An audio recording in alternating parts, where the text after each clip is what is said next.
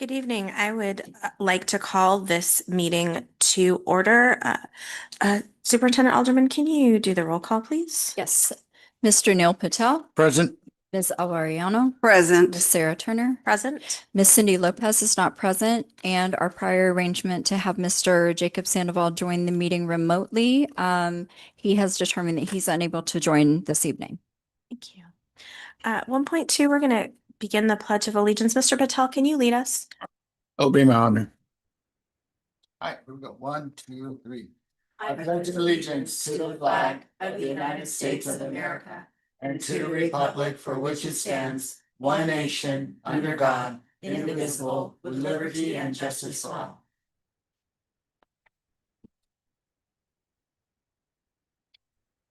So we're at 1.3. I'm going to ask for to amend the board agenda to eliminate all of the items under 2, 3, and 4 because we did not have closed session this evening. Can I have a motion to adopt the agenda as amended? So motion. Second. All those in favor? Aye. Motion 3-0. Thank you. We are now moving to number 5, approval of the consent agenda. Can I have a motion to approve? I make a motion to approve the consent agenda. Second. All those in favor? Aye. Captain. Motion 3-0. We are now at 6.1, Santa Rita Teachers Association. We have nothing from the Teachers Association. Thank you. 6.2, CSEA Chapter 503. Claudia and I received a message from the CSEA chapter president. It says, "Good evening. On behalf of CSEA, I would like to sincerely thank the district for your continued support and collaboration throughout EERC. Your commitment to maintaining open communication, professionalism, and constructive working relationship is greatly appreciated. Sincerely, Juana Casillas, CSEA chapter president." So we are now at 6.3, Superintendent's Cabinet. We have our State of the District report this evening, and so we'll just hold off on director's reports. Thank you. So we are now at 6.4, Board and Superintendent. Mr. Patel? No comment except looking forward to a strong ending of school and looking forward to graduation. So congratulations to the entire staff and students and parents for an awesome year. Thank you. Ms. Ariano? Yes, April 16th, I was at the Curriculum Council. This is after the last board meeting, and we did a sorting activity on TK mathematics, learning professions from the California math frameworks. We explored the 8 math categories plus the reflection prompts. And thank you, Becky, again for facilitating. On April the 24th, I was at the Susan Fisher dedication at McKinnon. So through prayerful leadership, dedication, and deep commitment to students and families, Susan Fisher helped lay the foundation upon which McKinnon School continues to grow and flourish. Thank you, Summer. She's not here today, but thank you for the organization of this event and to bring in former students into giving their testimonials on Mrs. Fisher. On May 4th, I attended the town hall meeting at Gavilan View Middle School, and it was on the bully prevention. And so first, I would like to acknowledge and thank everyone who participated in this recent and this last year's meeting of the year. This is what I observed. Community conversations that are very important because they give family, staff, students, and community members an opportunity to be heard and to share their hopes, concerns, and ideas.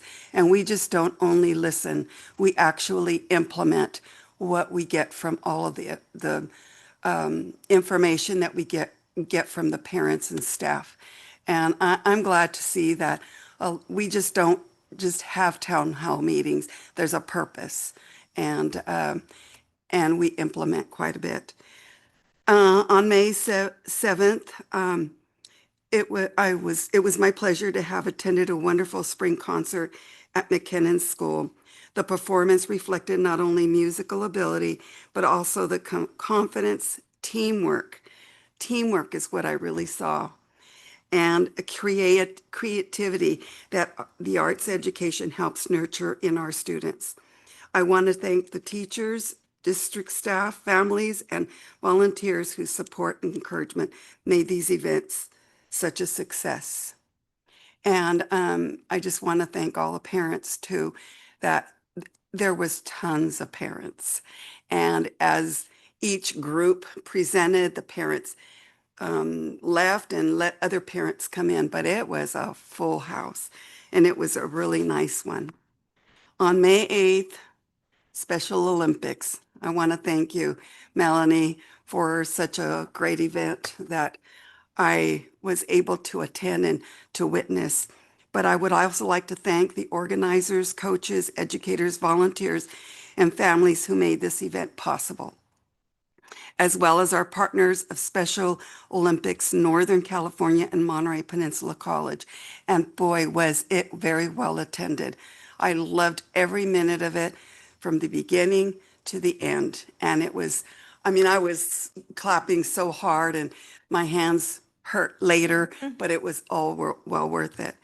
Um, and there was a lot of good events. The track and field day brought together a record number of student athletes. It was unbelievable from across Monterey County in celebration of inclusion, teamwork again, and community spirit. Oh my goodness, was there spirit?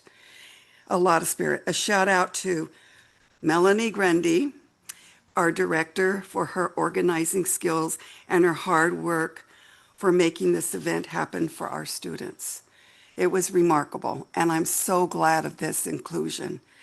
I couldn't be happier and more proud of our district to be able to host something like this and be able to participate.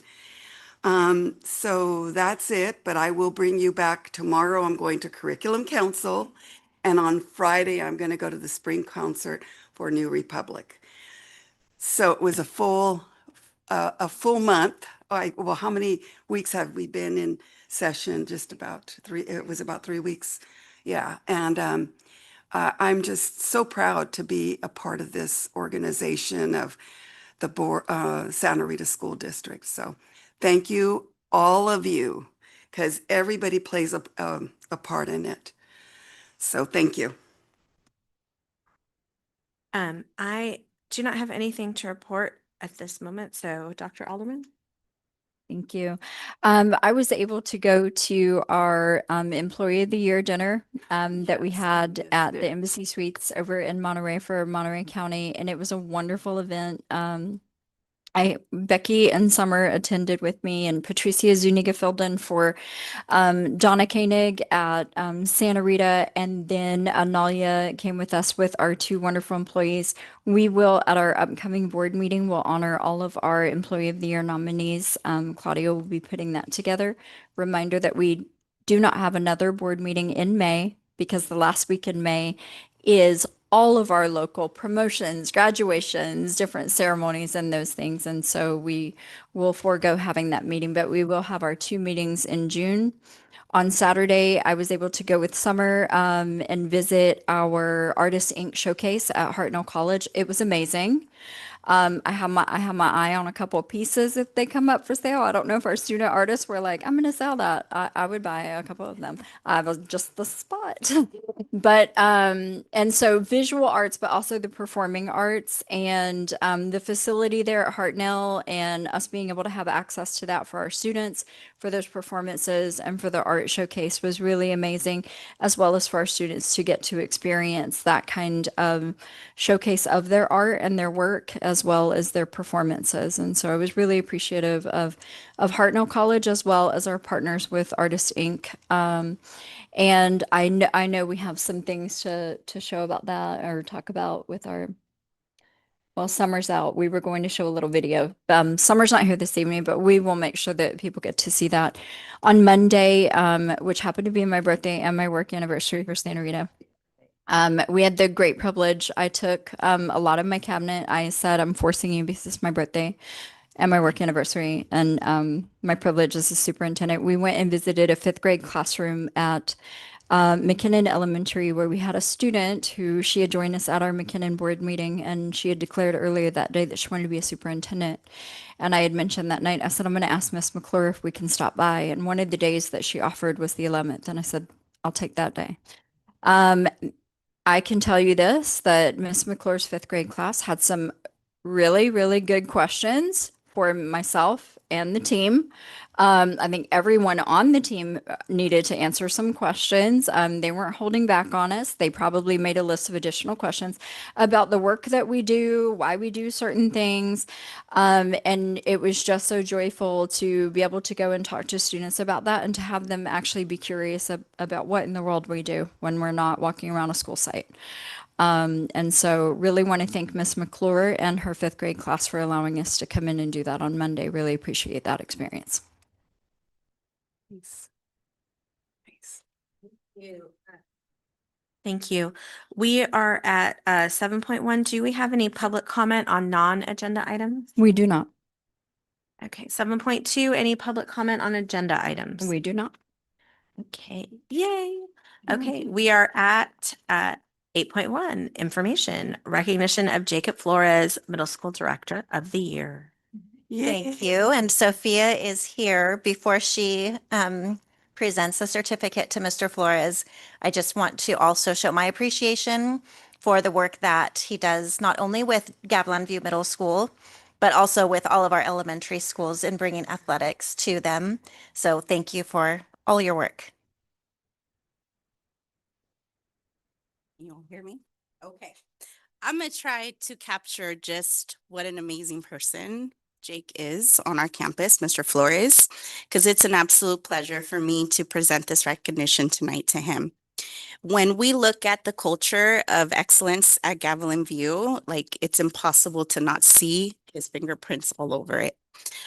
For over a decade, I've had the pleasure of working with him for 5 of those years, but I know he's been here at Gavilan View longer. He's been a cornerstone of our faculty, serving not only as a PE instructor and lead teacher, but as a transformative force in our athletic department. Tonight, we celebrate Jake as the 2025-2026 Co-Athletic Director of the Year. This award, which Jake has been a recipient of in the past, serves as a continued recognition of his visionary leadership and his unwavering dedication to our community. Jake is a leader who sets the gold standard in athletic administration. He has not simply maintained a program, but he has built a thriving, well-rounded sports department from the ground up, ensuring that every student athlete has a place to excel. His commitment to our youth is so expansive that he has even reached beyond the middle school, as Becky just mentioned, to start and facilitate our elementary school sports program, providing invaluable opportunities for our youngest students to develop sportsmanship and teamwork. This year, it was a victorious year for Gavilan View in sports. We brought home 3 trophies in volleyball and in soccer. I know. We came in first place in our 8th grade girls soccer, which granted us the honor of hosting the tournament, which was a first for Gavilan View. And while the trophies and the accolades, of course, are all amazing, what's more important is what Jake fosters, that importance of being a student athlete with students coming first, right? That student piece coming first. Our students wear their student athlete gear, which he has been a big promoter of, and they wear it with pride on our campus. This has all of this year has been shaped and made possible possible under Jake's phenomenal leadership. Jake is always looking for ways to grow as an athletic director and as a leader. This year, he was recognized by the National Interscholastic Athletic Administrators Association as a certified athletic administrator, a certification that very few hold, particularly in California middle school athletics. So congratulations on that accomplishment, Jake. But like beyond just being our athletic director, beyond the courts and the field, Jake's impact is felt in every corner of our school, whether he's mentoring new teachers as an induction coach, shaping our school decisions as a lead teacher, or fostering school spirit. He leads with the level of integrity that has earned him that title of Teacher of the Year numerous times. Jake, you have cultivated an environment of excellence where integrity thrives. Your tireless commitment to the growth and success of our student athletes have made a lasting impact that will be felt for years to come. On behalf of GV and on behalf of the district, thank you for your leadership and congratulations on this well-deserved honor. Congratulations for being our co-athletic director of the year. And you could come up, Jake. We have a little certificate for you, and I don't know if you want to. It's not that you have. Sorry. No, it's okay. It's totally up to you. Just really quick, thank you. Thank you, everybody. I know I don't want to accept this without thanking all the people who helped me do this. So first of all, of course, my family, right? My wife has always been super supportive of me with the late nights. I know it's difficult sometimes with the running around. Our kids are super busy with sports as well. So I'm glad that I'm at the middle school setting because I am, it allows me to be there for them a lot of the time as well. My kids, obviously, they know that dad's work is important to him. And growing up in this community, it's very important to me that these kids have something to do after school and are connected to their schools. And we're sure trying to make a difference out here. My coaches, I have the luck. I don't know if we want to call it luck, but I have very little turnover in our athletic department, and it makes a big difference. And a lot of my coaches are staff members, which again makes a big difference because I can touch base with them almost daily on the kids, and it does have that kind of family feel. So even down at the elementary school level, we've had very little turnover. So year over year, we can just kind of keep continuing to build on things. And then also for the district always supporting me as well. I know I've gone to conferences year over year. I've been able to continue my professional development. Another thing that I was able to do this year, the NIAAA had their first middle school cohort. There's been a lot more attention directed towards middle school athletics and formalizing those things. And I applied for it and I was able to get accepted into that cohort. So I was working with a dozen other athletic directors across the country on just kind of talking about, what we do, what they do, what's best practice. And that was extremely beneficial as well. So I'm always appreciative of when I don't like to ask for things a lot, but when I do, I've always been supported, and I really appreciate that. So this has been home for me for 12 years, and I don't know, we'll see what the next crazy thing I decide to do, but I know I'll be supported in the end. So thank you, everybody. Thank you.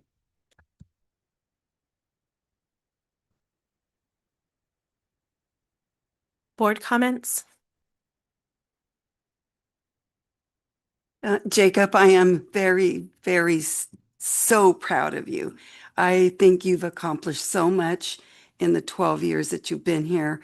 I know my grandkids adore you. They looked up to you.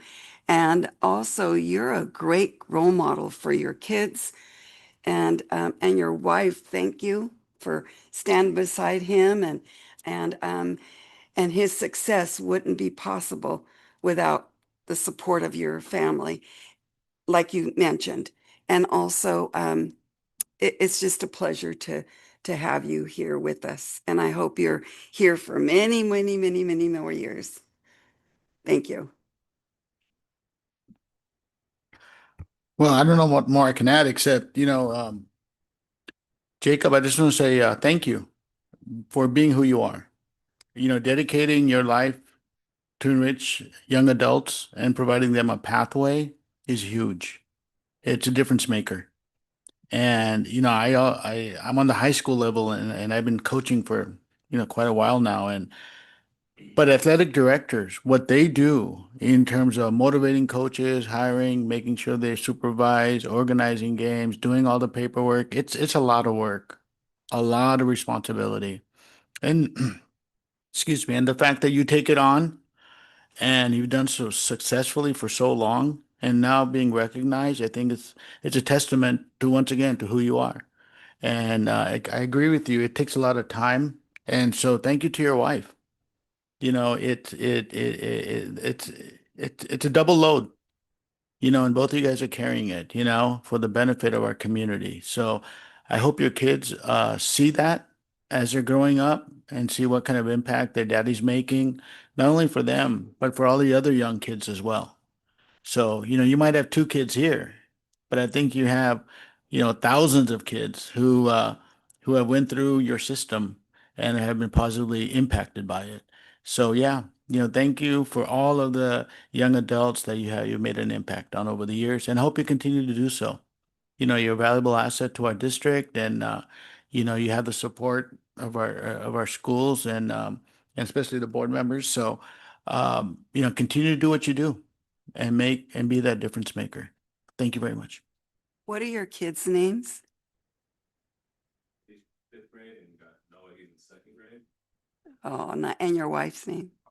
Carla. Good job, you guys, all of you. It's a team, it's teamwork. So thank you. Thank you so much. You're a gift to our district, and everywhere I go, I hear great things. I was sitting at a youth football game the other day, and someone who did not know me or was like, I hear great things about Santa Rita District. And I thought, so do I. But it's a gift, and to feel connected at school is you can't put a price on that. It's the most important thing. So thank you so much. And Jake, didn't you at one time do the Blue Zone? Yes, I think the Blue Zone. And you also had parents going around the track too.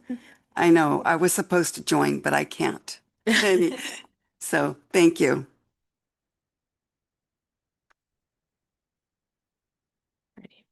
I will say, since I've been here now 11 years, that I always appreciate Mr. Flores coming in with another crazy idea. Um, and years ago, he came in and said, I have an idea about elementary. And I'm like, what? And he told me, like, intramurals, fourth and fifth grade. And I had to look at him and go, Jake, I know nothing about organizing sports, but I trust you to do that. And that sounds great. And here we are years later with a really well-oiled machine.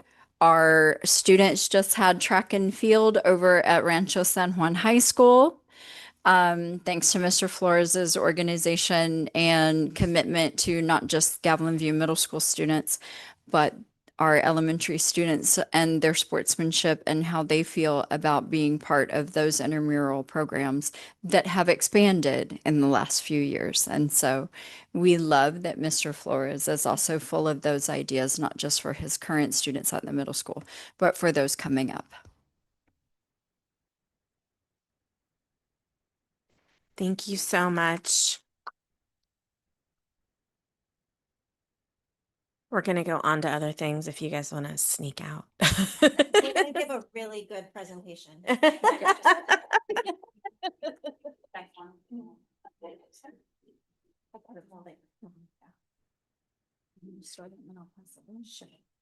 So we are going to go on to 8.2, the State of the District Report, Quarter 4. Thank you. We'll give Robert a second to key that up for me. All right. And we are going to highlight some of the things that we have going on this quarter that we've just wrapped up, a little bit of a look ahead to our summer programs that we have coming up. And we've left our facilities off because we have a couple of items related to our facilities phasing plan. But really exciting, but a little too late to get some photos of it, is that our remaining sections of our buildings for Gavilan View Middle School the delivery started today. And so they are out on their temporary, and they will then be craned onto their foundation starting next week. And so we'll go over some academic engagement, human resources, technology and innovation, our student services and special ed, and then we'll cover our community engagement and summer programs, and then a little bit of an update for Mr. Helm, who's feeling under the weather and wasn't going to make it. So I'll cover his.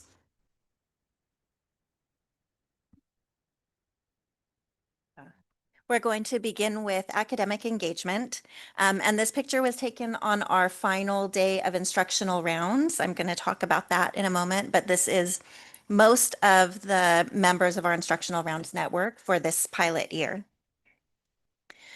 So, oops, I'm moving on my screen and that doesn't help up there. So this year was our pilot for instructional rounds. We have been doing learning walks in the district for the last couple of years, and we were ready to level that up and add a little bit of a deeper meaning to it. And so our purpose with instructional rounds is building a system where leaders and teachers work together to improve instruction and learning from each other. So shared learning through the process. We based it on the instructional rounds in education book. There's an accompanying how to lead it. And so that was our playbook for the year. And it's focused on the instructional core, which is made up of the student and their engagement, the teacher, their knowledge and skill, and then the content, rigor, and relevance. And all of those things interact together, right? So if one thing changes, it impacts the other two. And at the core of that is, what are the students actually doing? Not what do we say they're doing or what do we think they're doing? What are they actually doing in their learning? And so that's what we looked at while we were visiting school sites. This year, because it was a pilot, schools had the option to opt in or to sit back and wait for 1 year. McKinnon had a new principal and assistant principal and said, we would like to watch this year. And La Jolla had a lot of new teachers this year. And so their leadership said, we want our teachers to get acclimated in our school before we jump into this. So our participants were Gavilan View, John Gutierrez, New Republic, and Santa Rita. And each site team was made up of the principal, their academic coach at Santa Rita, also the literacy coach, and then 2 teachers from their leadership teams who were asked if they would participate and willingly did so. I gave an overview of the feedback received at the end of the year after we had been through the full cycle at all 4 school sites. And you can read that there, that they valued the collaboration, particularly vertical articulation. And it worked out that GV especially benefited from that because their 2 feeder schools participated. So next year, we're excited for JG to be able to interact with McKinnon and La Jolla as well.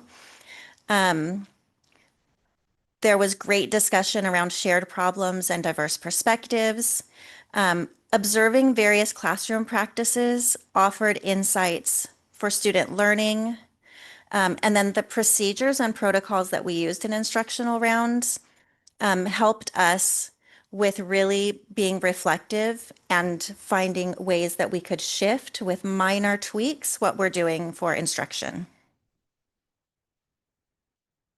So each school developed their own problem of practice. And one of the things that the principals asked me when we were introducing this over the summer was, why not just do a district-wide focus? And to me, it was important that each school had buy-in and was really working to resolve something that they see on their own campus. And so doing that top down from the district would not result in that. So you can see that there are commonalities between these, but they were developed by the site leadership teams at each school site independently and refined over the year as we continued to work together. So when we went to each school, we really were focused on their problem of practice as we conducted our observations and collected evidence, and then created pattern statements once we collectively shared our evidence around the room, so that we gave the schools some objective evidence of trends in their schools and things that they could work towards for next steps. I didn't write the patterns because we said 2 to 3 slides per person. But we look forward to continuing for next school year with all 6 school sites participating.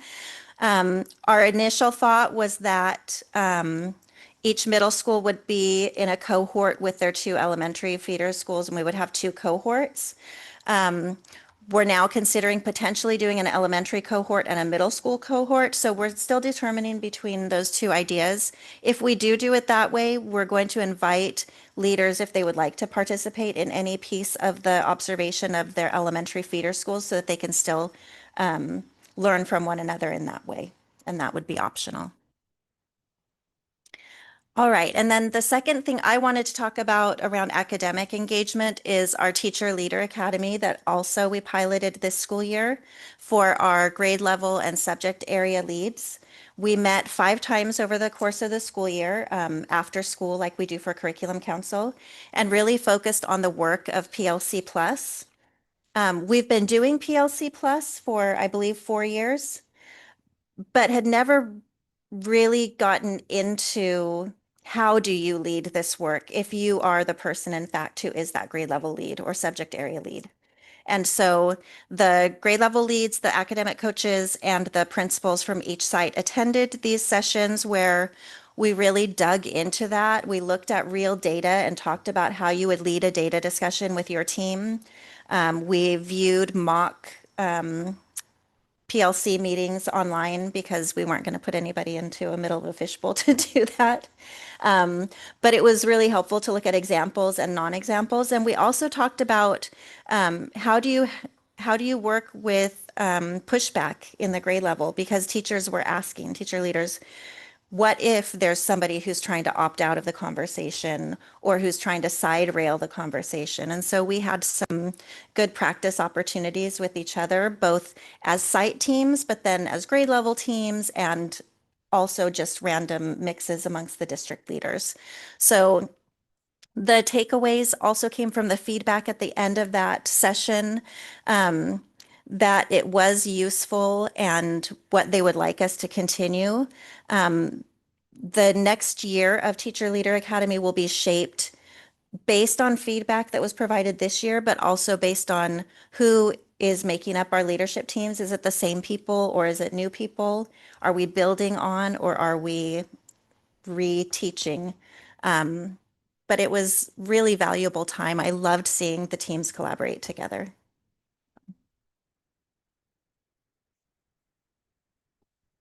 Passing it to you, your 3 slides. Okay, so what we have here is an update on our recruitment and selection for the upcoming school year. So what you see on the left side is the total projected staff that we will need.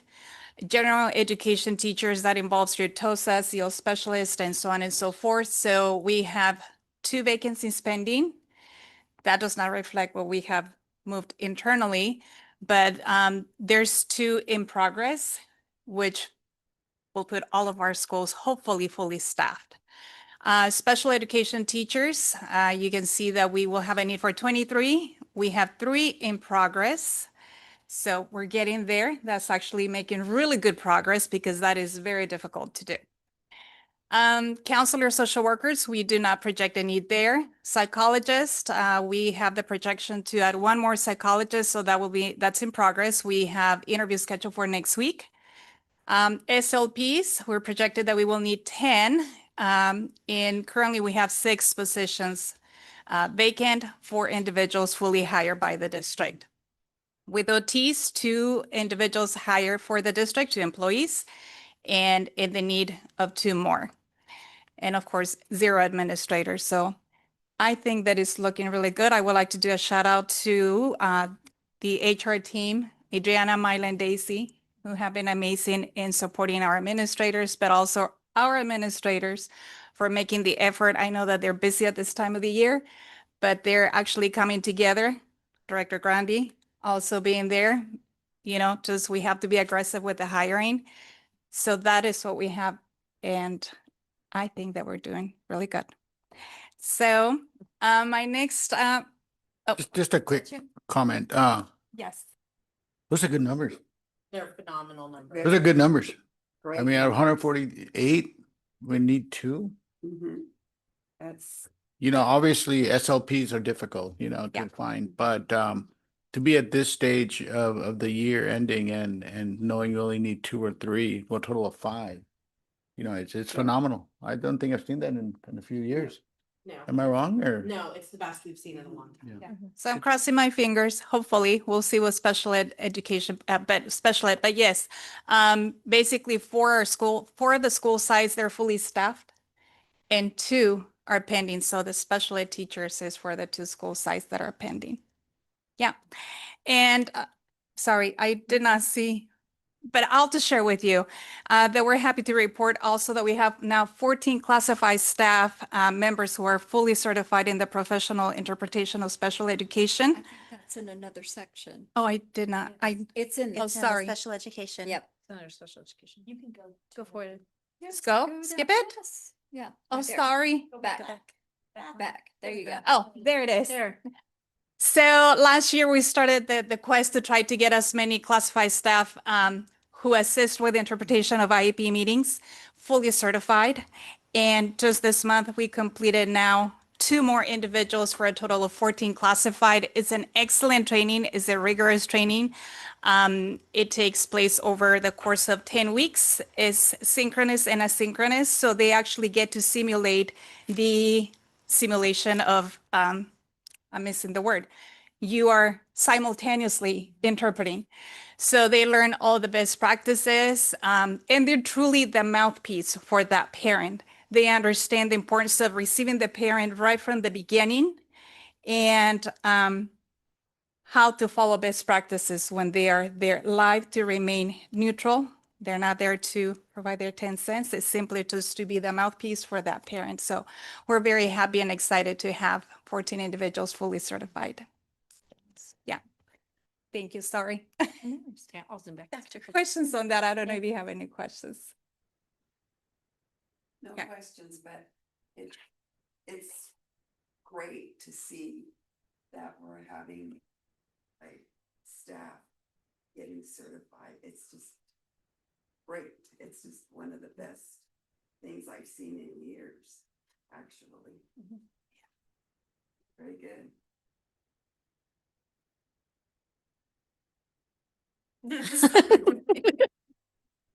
So yeah, for technology and innovation. So we've been refining our resource procurement over the year. We have our replacement schedule and looking at that. We've brought in some of our technology resources. As Robert can attest to, our team's been magnificent, Robert and Hussam and Gilbert and Jonathan. First, we bring them into this room and we take a look. If you notice, we've got 3 different screens in here that we've been, I asked them to break it because we know that we want to make sure that everything is in alignment with all of our resources and connectivity. After that, we do a proof of concept. So we have some of the teachers test things out live.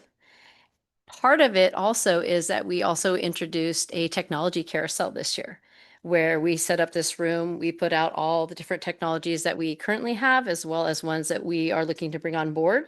So people could come in, get a touch and feel. Teachers and staff were all invited to come in with our IT team, showing them all the bells and whistles, asking or answering any questions that they might have. We've also been, I've been also a part of our instructional rounds, as well as being a part of the Teacher Leadership Academy. So I can hear feedback and things and kind of think of ways that we can also help integrate. Hussam has been a part of some of our walks as well as we've been doing our VILs procurement. Within this tech carousel, some of the showcasing items are the VILs devices that our middle school teachers and students will be receiving this year, the Chromebooks. We have our touch screens we're upgrading. They're actually going to be similar to a Chromebook now in the classroom. So it's going to be its own device. We're slowly rolling that into a process as we're procuring those things. Wireless document cameras. And one of the other pieces is that we've had a conundrum with daily subs and them not having a district login because that would blow up our Google Workspace in terms of financing. And so what we're doing is with some of our older devices, our Dells that we have, we've been flexing them, which basically means that we take off the operating system and make it a Chromebook. And so with that, we've been able to put that into a kiosk mode. So our daily subs, we're just now testing ground with that they can come in. They have a QR code that can help give them access to a teacher's lesson plan. They put them on a Google document or a slide deck, and also to Clever applications as well. So those are all things that we've been testing and bringing to our staff. A quick question. Yes. I think you hit on 2 points I wanted to discuss. One was the integration of substitutes. Uh-huh. I just want to make sure there's no loss of learning and their ability to take role, ability to use software that the district has, and their ability to get access to the lesson plan that you Yeah. said. So maybe you can expand a little bit on that. And the other one was the bills, the Verizon. And I have that could- in the next slide as Oh, well. you do? Uh-huh. Okay. Yeah, yeah.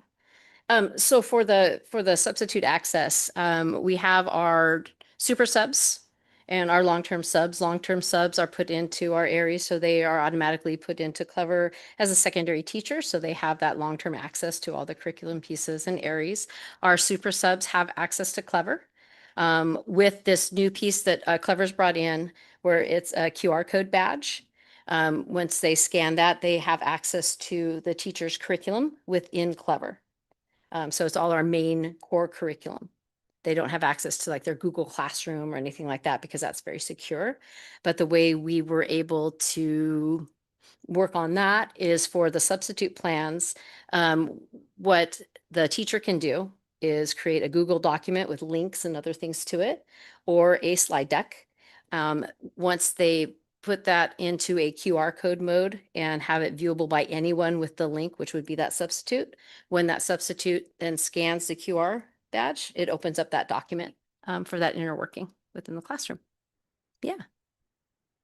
And that was a big undertaking to get that to go. So it's been very fun. And we actually were able to share it with a couple other districts as well. So very proud of that. So as far as our partnership, our team has a very firm partnership grounded in our students' academic success. So it's not just punching buttons and infrastructure, although that is a huge part of what we do behind the scenes. So really working on some of that goal alignment and support. So again, being a part of the instructional rounds, knowing what the problems, also being a part of the PLC work to understand what the problems of practice are and what we can bring in and what we can support with those in terms of technology integration. So it's not about putting students on more devices or in more tech, but really what can we utilize to give them more agency for creating and going beyond using it as an input, something that they can use for creative purposes and to build that agency. For our building of partnerships in terms of supporting our school programs, our small but mighty staff has been a major institution. You can see we had earlier someone zooming in and being a part of a class as part of instruction. Our team was integral in helping set that up to make sure that happens for our school and for teachers and students. We also had some fun with 101 Dalmatians and getting a bunch of microphones and all of the sound system and everything set for that. And we're really excited that they have 2 more years of that partnership for the Disney programming. So we do a lot of that behind the scenes, which is really fun that we get to see then it come to fruition and into our students' hands. We have a lot of experience set up with building and ongoing usage for support. Hussam has been doing a tremendous job with our infrastructure, with our E-rate pieces and that we have upcoming. We'll have the switches that we've talked about being onboarded next year to make our system even more robust for our sustainability. In terms of building our partnerships, really focusing on access and student agency. And that is really a part of our embarking on our first year. We're in the very, very beginnings of our partnership with Verizon Innovative Learning Schools. We just came back from our leadership summit. That was Becky, myself, our 2 principals, Tina and Sophia, as well as Hussam. It was very engaging. And we learned a lot about what other partner districts. We were able to tour 3 Chicago public schools, all at varying levels of their partnership with Verizon Innovative Learning Schools. In fact, we went to a school that was built in 1878. And we got to see what, yeah, it's a great year, right? I'm almost there. No. Right. Yeah, exactly. Yeah. And hers, yeah. And Becky, the school that she visited was built in 2012 and they all had different varying degrees, but working with what they have with their students and just seeing even through a single year, 2 year, what they were able to develop for their students and the outcomes that came with it were tremendous. And so I'm very much looking forward to that. So again, going beyond the technology, really what can we do for students in terms of our teaching? Could you please share maybe a couple of examples that what you saw hands-on when you made the site visits? I think for me, Of course. we can say what we like in terms of proposals here and there, Uh-huh. but the fact that we had staff members out there in the field, seeing with their own eyes, Yeah. maybe you can just give us a couple of examples of what stood out to you. Oh my I gosh. mean, I don't mean to put you Yeah. on the spot, Yeah, but no, the fact yeah. that you were there. It's funny because Becky and I came away with a pretty similar, but also a different lens as well. Honestly, for me, and it's always what I've led with is student agency. It has to be about our students. And so seeing all the different levels, I had 2 students that toured us around their school. And there was no other adults with us from their school. It was the 2 students, and they took us to classes, seeing all the varying degrees of how students were interacting. Walking into classrooms, we saw somewhat of a traditional setup classroom, a lab environment, but still the integration, the amount of student talk that was happening. We went into another class, we were doing some group work, and they were curating a museum in an application, but it was to help them study for their AP exam. And what they were doing is they chose different topics that throughout the study of their art history that they were struggling with. And each of the groups was tasked with developing a curation of those items to help them study. And then watching the students bebop around the groups and figure out, oh, what are you learning? How can we help you? All of that was a huge building point. And then one other item was a takeaway that Hussam had as well. It was really great to have him integrate. He was with his own cadre of IT professionals in that for IT supports and just looking at the infrastructures, coming up with ways to manage, especially like our Chromebooks, check-ins, all those types of things. He really came away with a lot of information for that as well. Sophia and I were at the same school together and in the same group. We had similarly a student who led us around and took us from room to room. I mean, it's high school, so our student was a junior in high school. So a little bit different than a middle school, but still you could really come up with good ideas for how you would translate the type of work they were doing. We saw several classes. The one that I want to share with you tonight is a career exploration elective. Students had studied various careers. They had not a timeline, a number line on the wall with salaries and different careers placed on the salary line. The current exploration was around the restaurant business. And when we arrived to the classroom, we arrived to a podium that was the hostess station. We were seated at a table. We automatically tried to pull chairs back and then realized, oh no, these are like student desks that are connected, but they had put tablecloths over like groups of 4. There was a QR code on the middle of the table, so we used our phones to pull up the menu that had been created on Canva. They had also handed us dollars, random dollars amount. I had 25. Another partner at my table had like $130. But we placed our order. A server accompanied us, asked us for our orders, and then the food was prepared for us. So I had a peanut butter and jelly sandwich with Oreo cookies on the side. And people had different jobs and assignments within the classroom to enact that. So there was no technology used during the time that we were in the classroom. But there was technology used in the creation of their business plan, of their menu. They had determined ingredients and then what an item should cost. So a lot of work with technology, but the technology had a place. And that was one of the biggest things that I've taken away from the learning we've done so far with our partnership is Digital Promise really is about using technology intentionally and for a purpose, but not having it replace interaction and learning. It's a tool. It's not the thing.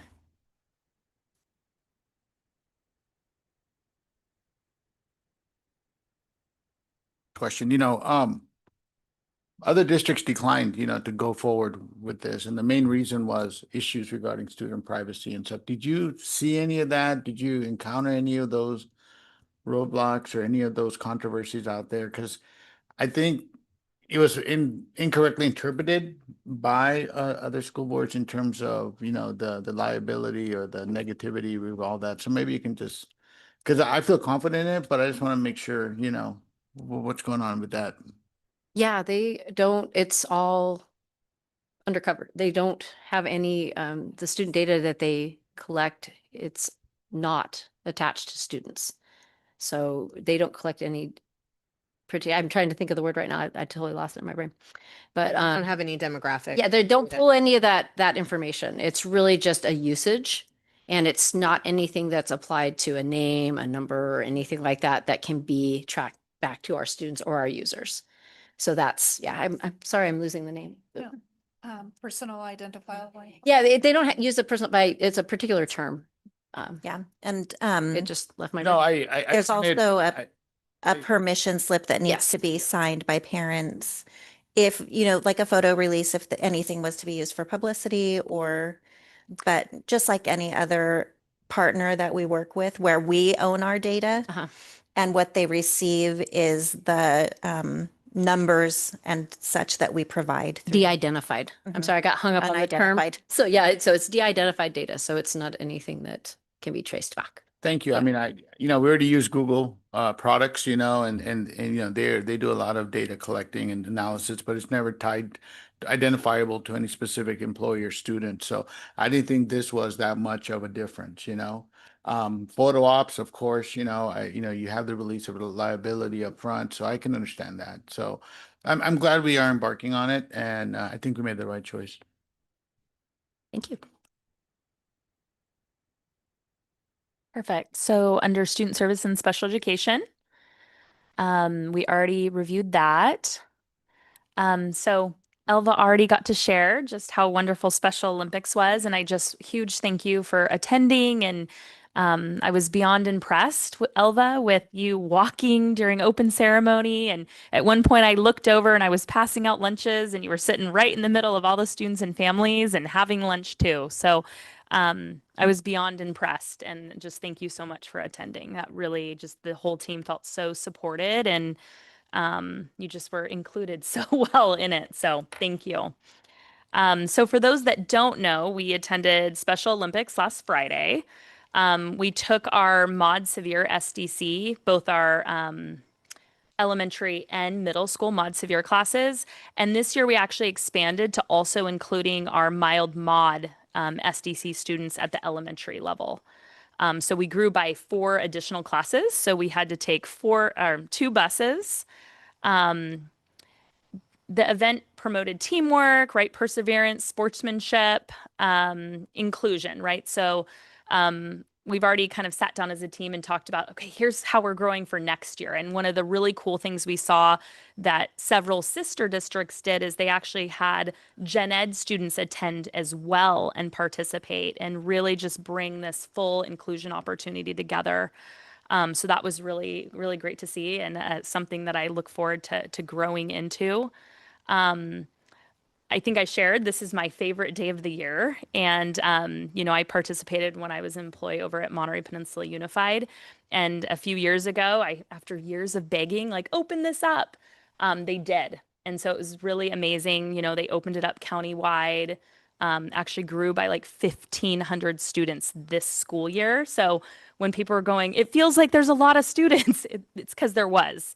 And there was also a lot more parent participation this year. We, Elva can speak to it, had so many parents attend, meet us there, participate, as well as other sister districts had a lot of fans and parents and team members come. So as we said, right, we can't do any of this great work without a huge team doing that work. So I just wanted to do a huge shout out to Janelle Silva, my program manager, who organized the nitty gritty. She ordering the lunches, organizing bus transportation, to being on the bus and counting students. So just a huge thank you for all her work. My other program manager, her partner in crime, really just working together to make the day happen. We had our district nurse attend. She was instrumental there. We had all our behavior aides, our special education teachers attend, our paraprofessionals, behavior aides, several admin attended as well, which was just so great to have that kind of support and them being there and cheering on their students.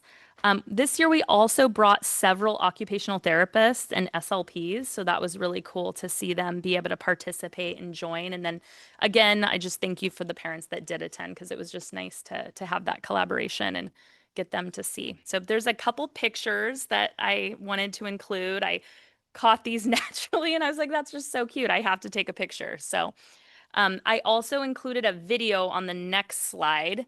And this is actually a video that JG put together. So I just wanted to share this.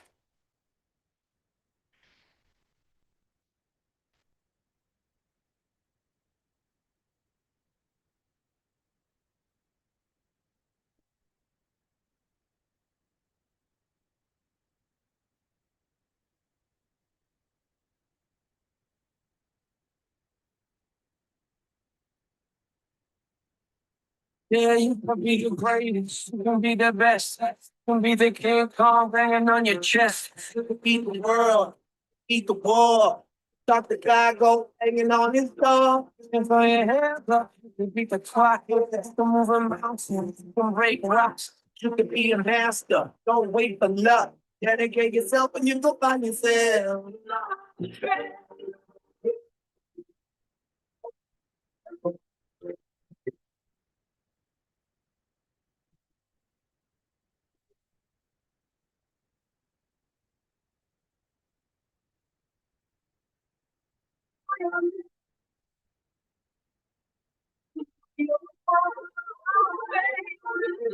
You can run the mile.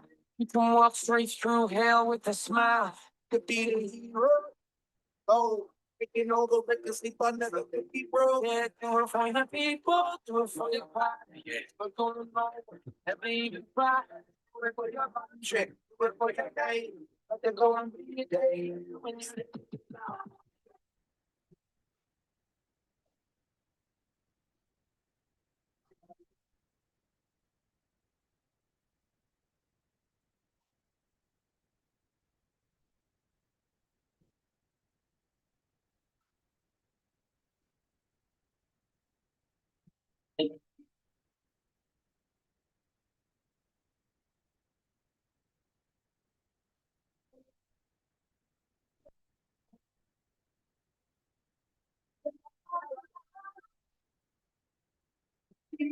just be politicians, be preachers, yeah.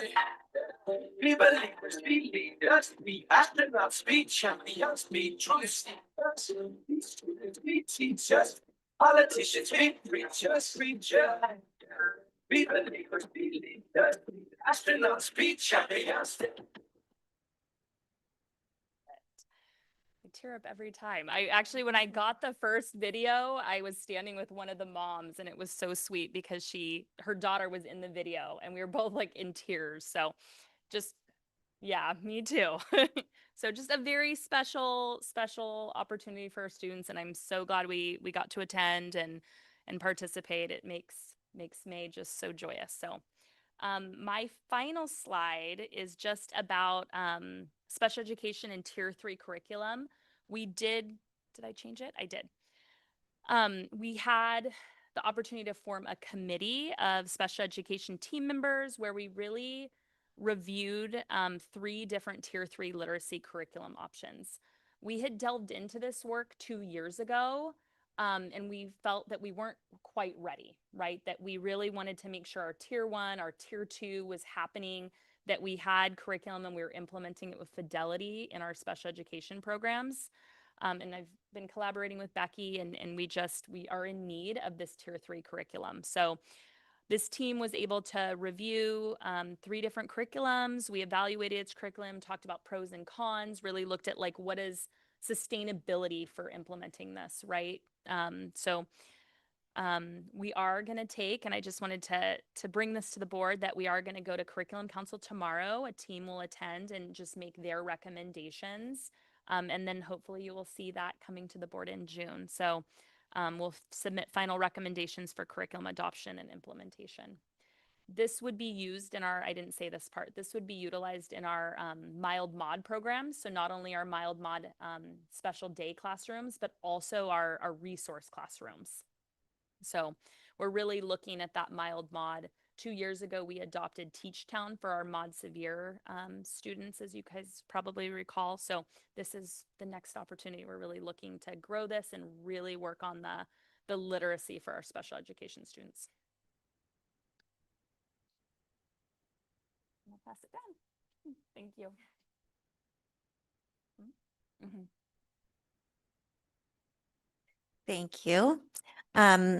So for community engagement and summer academy, you can see this picture. And for those of you who attended any of the town halls, this is what they looked like. Full of parents and staff and even students all talking together about issues in our district and things that they would like to see us change. Oops, I'm changing it on mine again.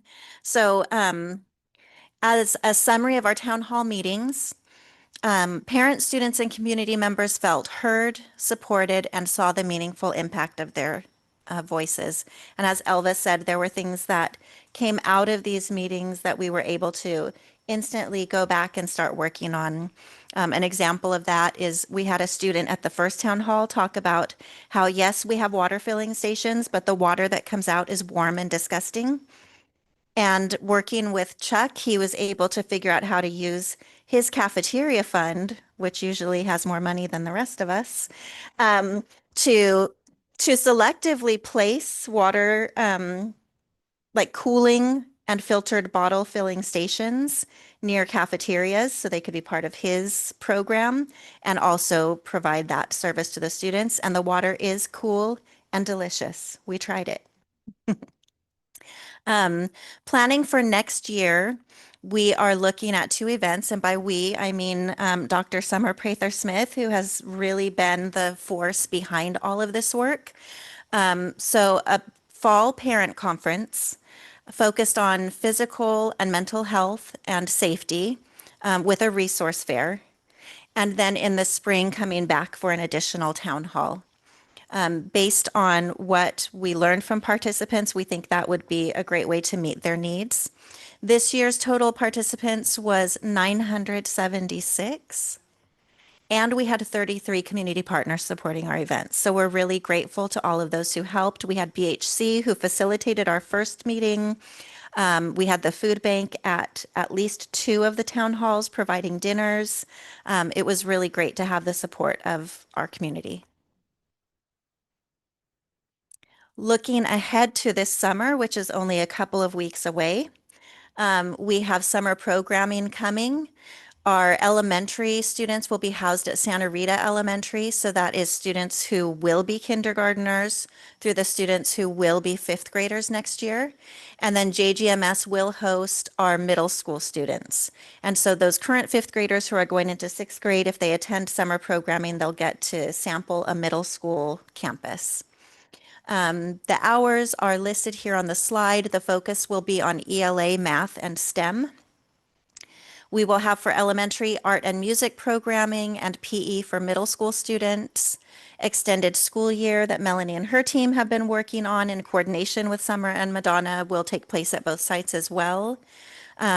Chuck's team will be providing meals to our students just like we do during the regular year.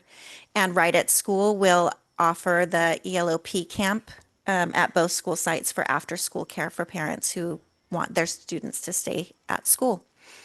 The program runs from June 2nd through June 26th with a curriculum PD day, June 1st, teacher health PD and prep day. And then, of course, in our district, we recognize the Juneteenth holiday. So all staff and students will have that day off. And then on this slide, you can see what the registration numbers are looking like as of now. So it looks like a pretty good turnout there. about 400 students. You sure can.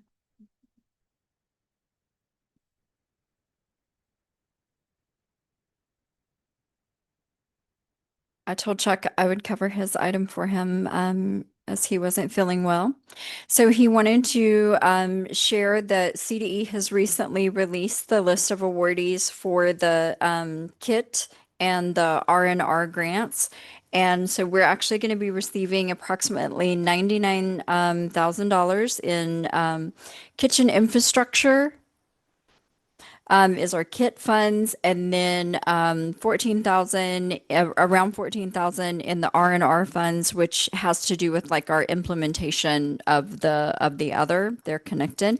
So the kit funds, similarly to previous years' awards, we're going to work on sending staff out to training and conferences and purchase of equipment as needed.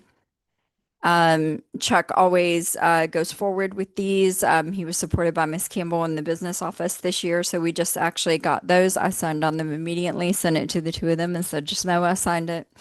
And so the R&R funds are new this year, and so we're going to look for input from our groups and come up with the plan how we can help use that money to address our local priorities that we want to implement. And then CDE will distribute 50% of the funds initially, and then another 25% a little farther on, and then the final will be distributed after we submit that final report. And then 90% of the R&R funds are distributed initially, since that has to do with meeting your local priorities. Our previous nutrition software company, Titan, has sold out to a larger company a few years ago. And so some of those original creators of that software are starting a new program called Apollo K-12. And his contact from when they had met recently had reached out to ask if we wanted to join them to help in building the software by providing some feedback of what we would like to see in nutrition software.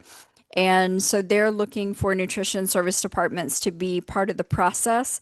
Since the departments use that software on a daily basis, there's no additional cost to our district at the time. And we'll actually have the opportunity to switch to Apollo K-12 at a 50% discount if we do choose to sign on with them once the software is complete. So those are some of the big activities for Chuck's department. He's excited about being able to give that feedback as you know, we worked with Titan, and then when they sold and some changes that he saw coming that might be beyond what we needed, and to be able to give feedback as one of those initial builders of the program is really exciting. There's no commitment to necessarily move into that, but if we do, there's a pretty steep discount for being able to do that. Chuck's and Ashley, his supervisor of nutrition services, they're kind of forward thinking on being able to do those things and bring in those additional programs. We'll segue into our last with like our Chef Ann. And so we're continuing that partnership with Chef Ann, our staff going through the training. He just wanted to give you like an idea of some of the things that they've brought up. And our fifth grade students in Miss McClure's class were like school lunches. And I said, I will let Mr. Helm know. They're actively working on it, and I'll tell them to swing by here and get your feedback. But and so doing so much more scratch cooking now that our team has had two groups going through this training and being able to get that student feedback on the different meals, the things that they've brought in. So they're bringing in things like the watermelon mint salad and the mango ancho chili chicken wings, which were a real hit. Kids like the spicy foods, he says. And so being able to do that, but also to be able to provide more precise nutrition information attached to our menus for our families is really important, because in our system, if a family needs to know what the ingredients are, what the nutritional values are, it's really important for us to be as accurate as possible. And so on the backside, when families are able to access that information and see that for their students and their dietary needs. And so being able to do more scratch cooking allows our team to have more ownership of those pieces as well, and to be able to make accommodations accordingly. They catered one of our instructional rounds breakfasts. The overnight oats are delicious. And that was it. Mr. Patel, any questions or comments? You know, I'm just amazed. I mean, I keep thinking back 10 years ago and my God, how much we've grown, how much more additional services we provide, community, special ed, EOP, summer program. It's just incredible how it's mushroomed into such a phenomenal district. I mean, I think from the superintendent and hiring the right people and having the great department heads and them coming up with creative ideas and community liaison and engagement. I've never heard so much before. 10 years ago it was non-existent almost, and community engagement, technology, it's just I'm just in awe.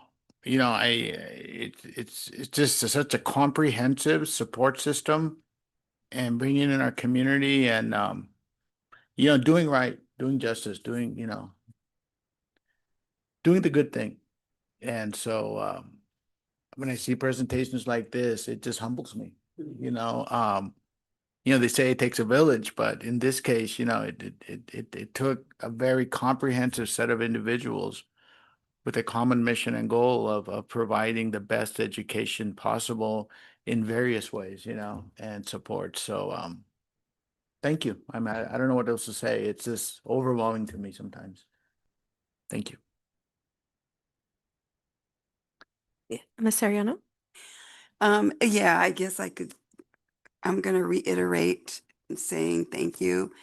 In years past, I would say for me, 20 years past, long time ago, um, there's so much progress in our district from the time that I started on the board. It's just unbelievable how a team like all of you get together and including Summer, and we have so many great, great opportunities now and programs. I can't say enough. I can't say enough for everything that's going on.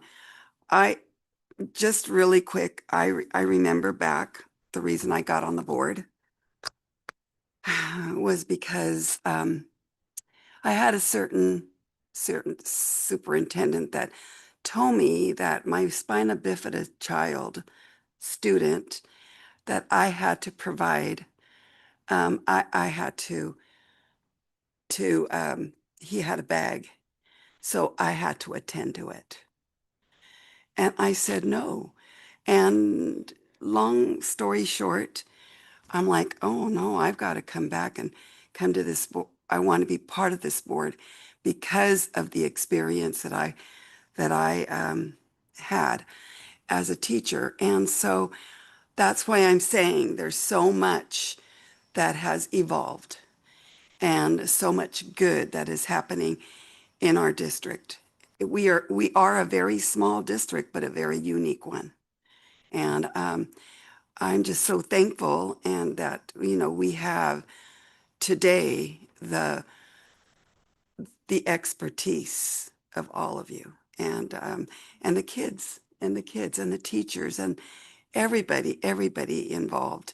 So kudos to all of you and to everybody in this district. I am very proud to be here with you guys. So. Yeah, I just wanted to echo my gratitude and my amazement in the 10 years that I've been on the board, the things that are happening. And I had 5 big goals when I was first elected, and I'm not going to say what they were, but they have all been achieved. And so when I got past number 5, I'm like, okay, what's the next 5? But it's been a blessing. I had some questions and some just gratitude, Melanie.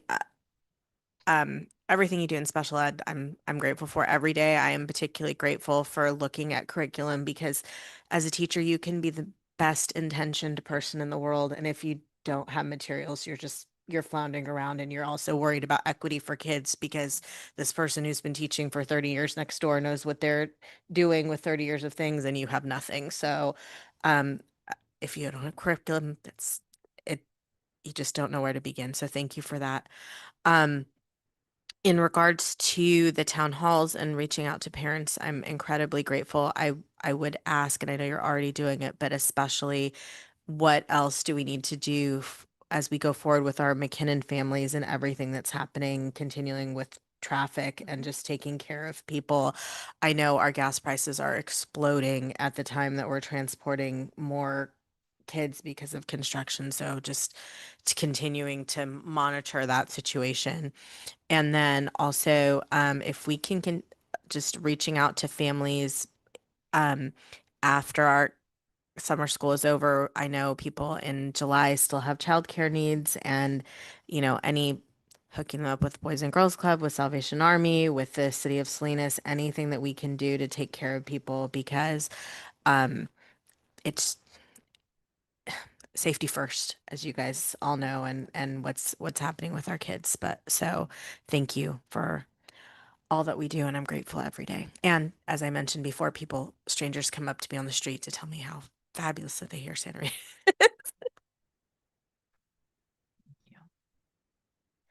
Alrighty, so that was an information and discussion item.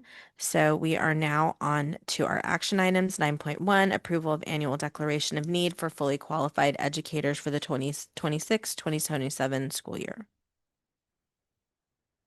So that is my item. As you know, the California Commission on Teacher Credentialing requires school districts to file the annual declaration of need for fully qualified educators. The declaration will be valid through June of next year. And this is a prerequisite in order for districts to be able to petition for teaching permits, waivers. And the numbers that you see there, they're just simply a projection. It does not mean that that is what we will need. We can always come back and revise it if we find out that we need more than what you see there. So we try to inflate that slightly so that we don't have to come back and bug you again. I make a motion to approve. Second. All Second. those in favor? Aye. Captain. Motion 3-0.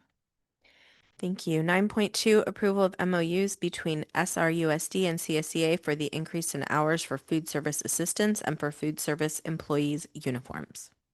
Yes, so the two MOUs that you see in front of you, the first one is the agreement to provide uniforms for staff in the Nutrition Services Department. That will be effective July 1, 2026. As we were speaking earlier with regards to the transition to more scratch cooking and then also the training that they have been receiving through the Chef and Foundation. They're learning a little bit about everything, which includes presentation, being presentable, and this will elevate that department to that. So we're excited to see them with uniforms. The second MOU, the second agreement that you have there is for the seeking approval, your approval to increase the hours for the classification of food service assistants for the 26-27 school year. We're looking at 13 assignments total. Right now we have 12. So that will result in a projected increase of 147,116 annually, which will be coming out of a hefty fund, Fund 13. Motion to approve. Oh, second. All those in favor? Aye, Captain. Aye. Motion 3-0. And just on behalf of the employees, if we can just make sure that they have options in terms of sizing, and that I have had many uniforms ordered for me over the years that were not Yes. fitting in the way that I wanted them to fit. And if you just bought it way too big for me, I'd be happier kind of person. Yes, no, absolutely. If I just want to add that Director Helm has been actively getting the staff involved in the selection. And yeah, they will be very careful with that. Thank you.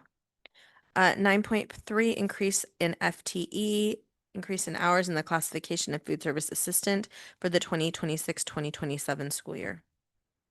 Yes, Make a- so, Oh, go ahead. sorry. Oh.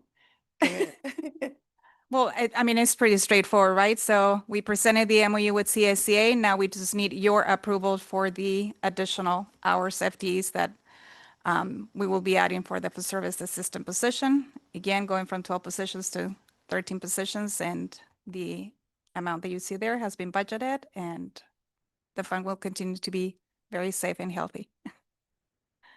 I make motion to approve. Is it 9.3? Yes. Yes. Second. 9.3. All those in favor? Aye. Captain. Motion 3-0. 9.4, approval of one FTE special, this is a special day class teacher at JGMS, and one full-time RSP for New Republic for the 2026-2027 school year. Yes, based on projected enrollments within the special ed department and student needs, the district has identified the requirement to add both of those positions, one for SDC for JG and one for New Republic. That'll be an RSP class, and that will help the department and the district maintain manageable caseloads and make sure that we remain in compliance with state mandated student to teacher ratios. Motion to approve. Second. All those in favor? Aye, Captain. And I appreciate this. I know we had to approve going over cases. I appreciate the trying to be as forward-looking as we can. I know that we could have all kinds of friends show up tomorrow that we don't know about, but we're doing the best we can. Yes. Thank you. Motion 3-0. 9.5, approval of the 2026-2027 single plans for student achievement.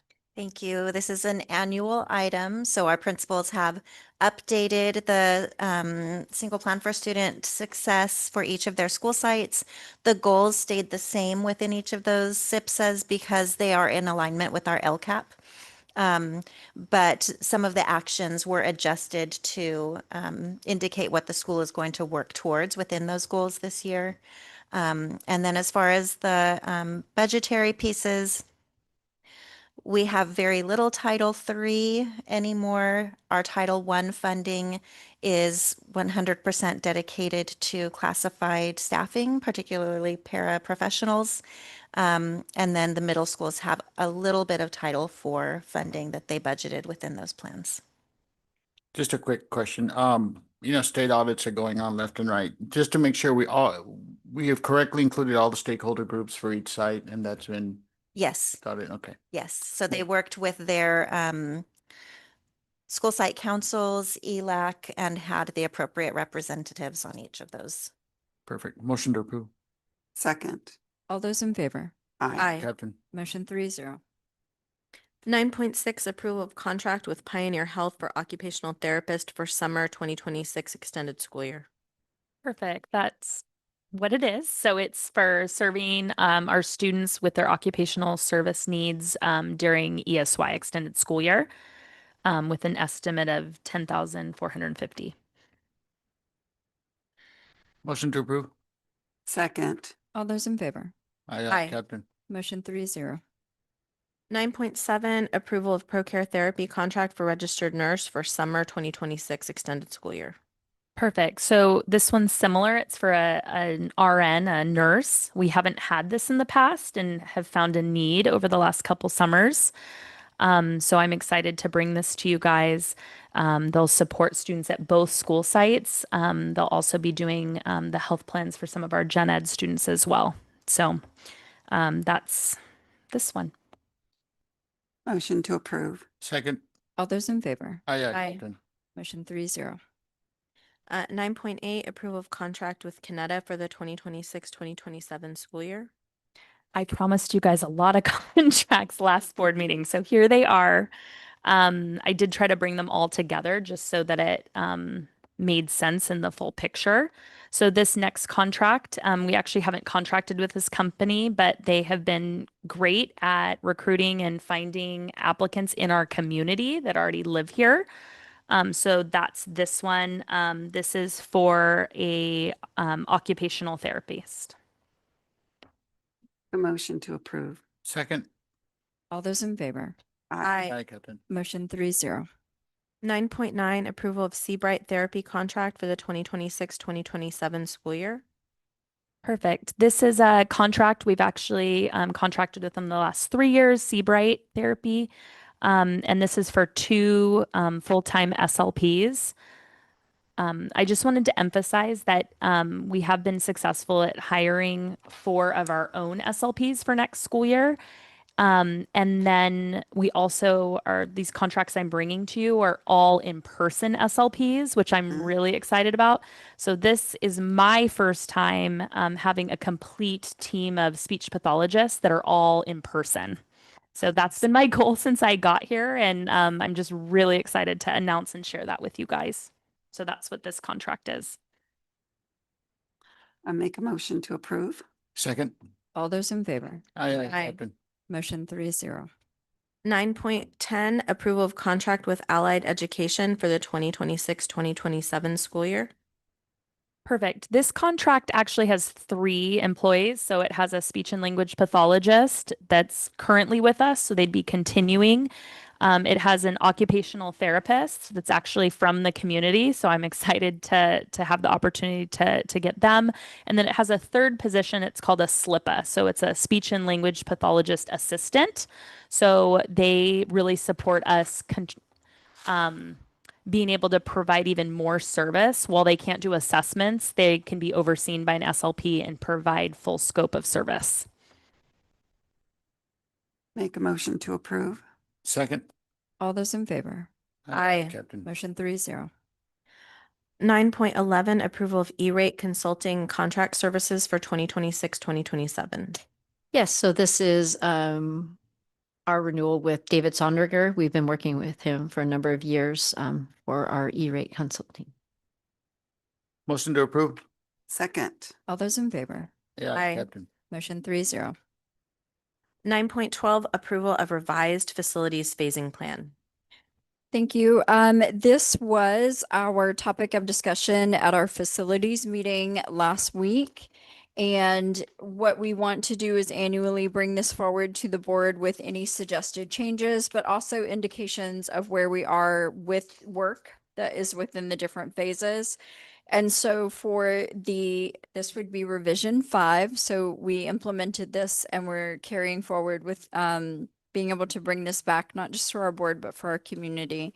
These are, when I explain this to people, these are our larger scope projects. These would also include the projects that are partially funded by the bond, any local board reserved projects that are larger in scope, or special state funding. I'll talk about some that we're still waiting on, so something got moved farther out to the right. But so for our current one versus the prior years, our 2025, so you can see that we are currently resting in phase 3. Our ongoing, yet to be grayed out, is the construction of our classrooms and flex lab at Gavilan View. I was able to share earlier that the remaining buildings were delivered today. The rest will come tomorrow. And then they will be craned onto their foundation in the next 2 weeks. And so that's literally this point in time, the one that we have going in phase 3. Explaining to our facilities committee that a phase doesn't necessarily mean a fiscal year or a particular school year. We saw that with John Gutierrez, the classrooms opening in the fall. We're hoping that these come in early to be ready for our students, but right now we're projecting a similar timeline. We don't want to make promises that we then have to backtrack on. So right now we're saying it's going to be similar to John Gutierrez with the 6 classrooms that we're opening. That we had opened in the fall, that these will also come in after the start of the school year to be ready for our students. Moving into phase 4 for Gavilan View, that's still on target to be able to demolish those older portables that have served as interim housing. Grateful for those. And grateful for the work that MOTF department did to make those usable and nice for our students to use for 1 more year. With that extra courtyard area for them back there, that work was all done in-house. But also being able to renovate to make a Flex Lab for John Gutierrez Middle School. So that'll be coming up. That way there's some parity between the two middle schools being able to each have a Flex Lab space. And then we've got what we'll move into now that we know the MCOE's timeline to have their buildings complete and on their designated board approved area is at the end of this coming December 2026.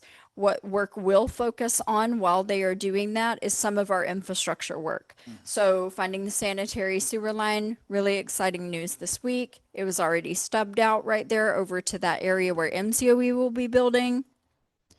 And so looking at during their project, would some of our infrastructure, would we be able to run that out to our building site now and have that stubbed out while they are moving earth? And we could go ahead and do that. So we're not having to do that on the back end. So Victor's really working hard behind the scenes to get as much of that done while the pretty work is going on for MCOE's facility, and then we'll move into what will be our pretty work for that modernization project at La Jolla, which then rests in phase 5. Along with looking forward to, as McKinnon begins to qualify, we're hoping become eligible for modernization funding based on the age and condition of some of their buildings. When the board were able to do their walkthrough when we had our meeting at McKinnon, talking about some of those buildings had actually been placed just above what is raw earth instead of on asphalt. And so the condition of the building, along with the age of them, because they had existed at a prior site, so they are older than other sections of the school, may be what kicks them into eligibility funding a little bit early. And then New Republic, they have 3 rooms that are similar. And so we're hoping as we stay on top of doing our eligibility worksheet and modernization again until the state changes their funding mechanism, which there are agencies, working on. It is a 60-40 state matching that comes to the district on the back end, about a 3 to 5 year timeline. Facilities asked, where are we at with the GV? I said, this is year 5. We're waiting. And so for the remainder of what the kitchen project had cost over, so it's the 1.6 difference in that price that we're waiting on for Gavel and View. But just to give people an honest perspective of that timeline.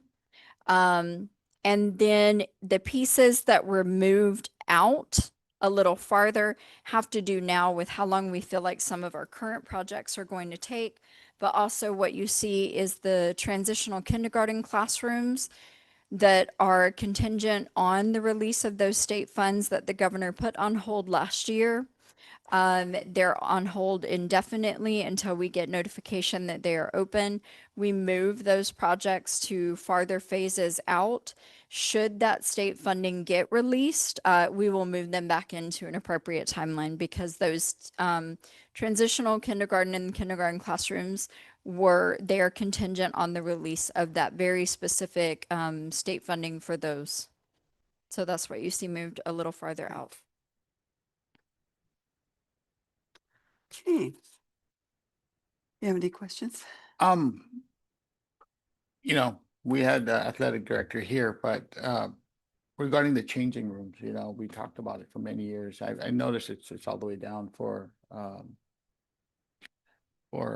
John Gutierrez. But in terms of Gavel and View, I don't see it on the game plan. It so- would be part of the gymnasium.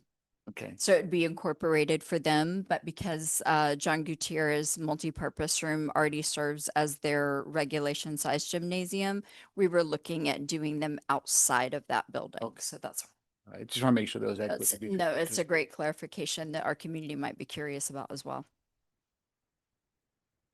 I make a motion to approve. Second. All those in favor? Aye. Aye, Captain. Motion 3-0.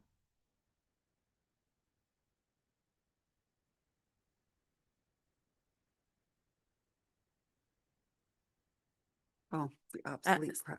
You're right. So 9.13, approval of 5-year deferred maintenance plan. Thank you. So in 2013, the state stopped doing a 50% matching for deferred maintenance. That does not mean a district stops needing to fund larger deferred maintenance projects, Brenda Burrett was at facilities committee and she was worried she asked too many questions. I said, no, never too many questions. These are great questions to ask. I said, because Victor and I want, and Debbie want to bring a 5-year deferred maintenance plan to the board, because over the years, we've saved a little funding for our deferred maintenance in the district to be able to do some of those, what I would call medium-sized projects. And I said, just to give a visual, it's not large enough for the phasing plan placemat, and it's a little bigger sometimes than our own MOTF department, though our own MOTF department may do some of the work. So, being able to point out, though, that anything that we reserve for deferred maintenance still needs to fall within those project categories. And so that's classroom lighting, electrical, floor covering, HVAC, lead, paint, paving, I forgot asbestos at the top, plumbing, roofing, underground tanks, and wall systems. And so anything that you would spend your deferred maintenance on needs to fall within those. And so this again is going to be a living document, but these are what we've identified over the next 5 years. Ideally, we'll be able to conserve a little money and keep putting back into our deferred maintenance. So as other projects rise up or priority needs, we're able to bring this back for a revision or an update and keep this going. And so right now, our deferred maintenance has approximately $800,000 in it. And so you can see that we've tried to spread that out. One of the things that we need to do is we found some rooms at Santa Rita Elementary that also did not have the new carpeting installed when we thought all the rooms in the district had the new carpeting installed. And then being able to do a resurfacing of this current blacktop, which fits into our long-term project here at Gavilan View, because we will come back to do an expansion of their blacktop. So being able to resurface this to have one smooth surface rather than what appears to be a quilt out here. And then when we extend it, that will be building additional new blacktop. This will then be able to serve as their lunchtime, their recess area as well. And then that extension being able to build out more of that PE function that they need for that department when we circle back in that phase of their modernization project. Classrooms are always our priority on that, and then being able to come back to do things like the track, the changing rooms, the gyms, those pieces. And then, so that would be current fiscal year. This is what we're hoping to do this summer. The price of asphalt has, of course, risen with everything that is impacting crude oil. And then for the second fiscal year, I know you've heard us mention that some of the Gen 7 lighting systems have begun to fail. They are not repairable as such. They need replacements. And so that is classroom lighting and electrical. And so those are combined, and they're both the same thing, to be able to go in and to do some replacements on those failing Gen 7 lighting systems that went in. And then being able to reestablish and update the HVAC systems in the 3 rooms that MCOE currently resides in for their TIP program. When those come back to us, we need to update them so that they are in line with our HVAC systems at our school sites. Then third fiscal year, we've got HVAC for 3 rooms at Gavilan View. Then the following year would be rooms at John Gutierrez. They need a replacement of their HVAC system. They've got a couple more years before they time out, and so then keeping them on that timeline. We need to do some paving at McKinnon's playground area, so being able to do that, and then circling back to do some paving for New Republic's playground area. So right now, this is our proposal for our 5-year deferred maintenance, but we want to make a system where not just the Board of Trustees, but our district and our community know that when we say we're setting some funds aside, if we have funds in the budget, and when we close a budget and say we would like to request that the board reserve these funds for deferred maintenance, that people are able to reference and know what we are planning on spending that on. And how much is in deferred maintenance again? Approximately 800,000 right now. Okay, Enough to cover it all. yeah.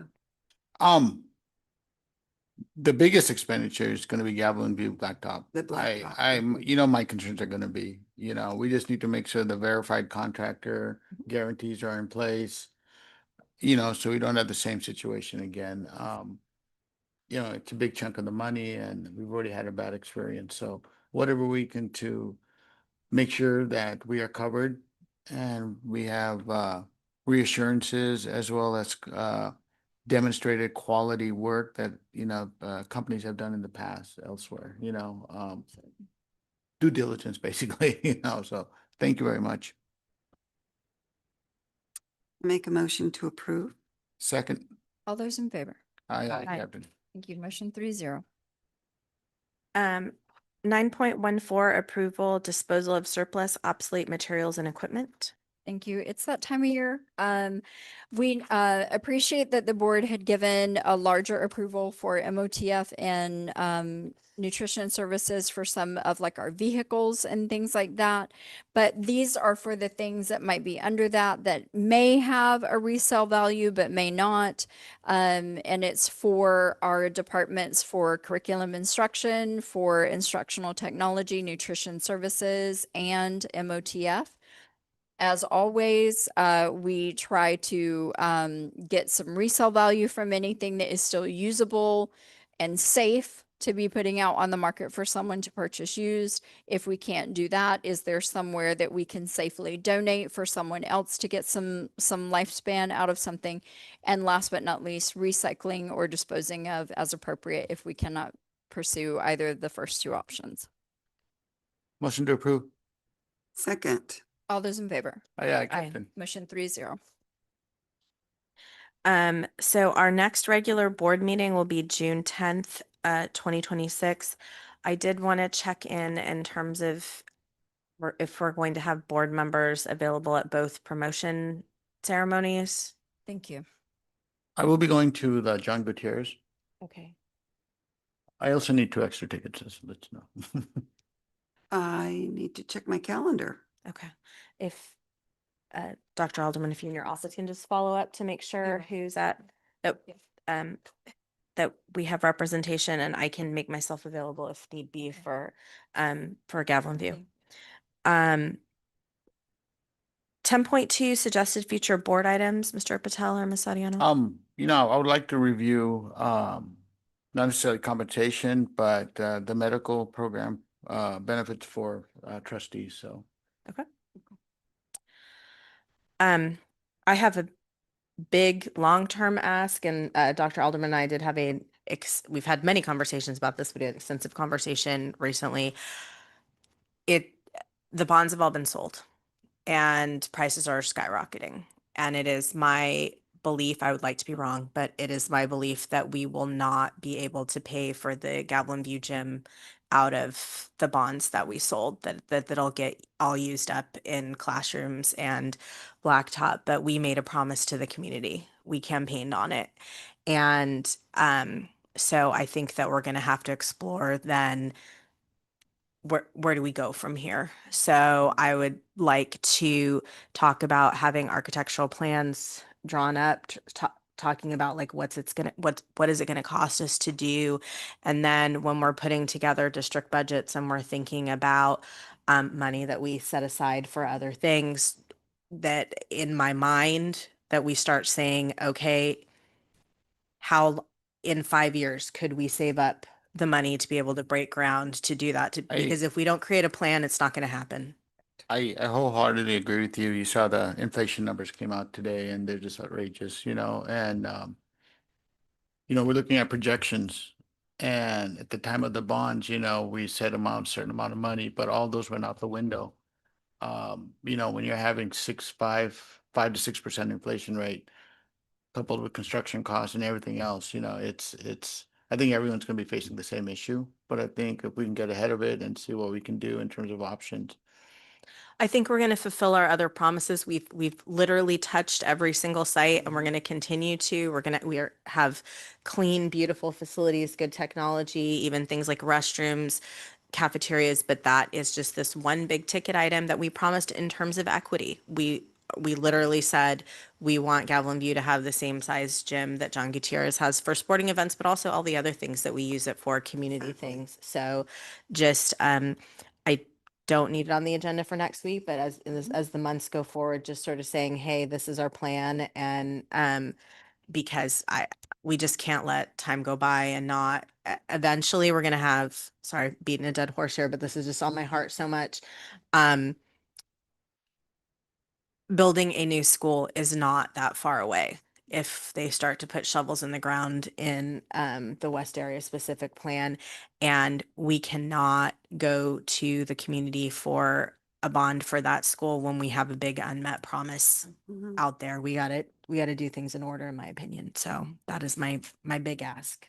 I totally agree. Mr. Sandoval and I talked about for our summer workshop that going over our strategic action plan, narrowing our focus, really just choosing our initiatives that we want to focus on, but also exploring these pieces right here. Ms. Turner and I also spoke about this as well as with Mr. Sandoval, is where do we want to put our advocacy energy? And so I have an interest in like facilities funding. I know Ms. Turner does as well, but identifying for our side, right, like our trustees are and myself, what are the one or two things that I said that we want to make ourselves annoying about because it's really, really important. A lot of larger districts go out and they do a lot of advocacy work, and there's no reason that we can't do the same. And so being able to keep at the state level, districts like ours, regardless of size, that we don't have the bonding capacity that our literal neighbors in Monterey County have, our bonding capacity for our community. And I'm ever so grateful for them passing Measure R, is a little less than 8,000 per student. But we have another district in Monterey County, theirs is over $135,000 per student.